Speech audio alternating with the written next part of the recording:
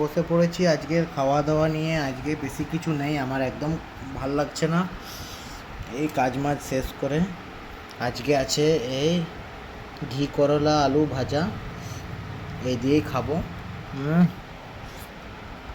আহ, আর এই ঝাল ঝাল করে টমেটো চাটনি, আর আছে এই মায়ের বানানো ইলিশ মাছ।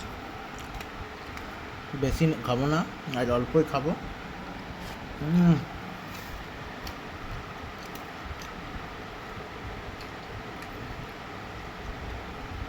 টমেটোর চাটনিটা অনেকদিন পর খাচ্ছি। অসাধারণ হয়েছে কিন্তু, আরেকবার খেতেই হবে। হুম। হুম। আলু দেখুন, মাছটা কতটা ফ্রেশ দেখুন। হ্যাঁ। কাঁটা আছে ইলিশ মাছের, এমনি করে বেছে নিয়ে সাবধানে খেতে হয়। ইলিশ মাছ খাওয়া বাহ, অনেক ধৈর্যের ব্যাপার মায়েরি। এই আলু মাখা দিয়ে এমনি করে মাখায়, এমনি করে বাইট। হুম হুম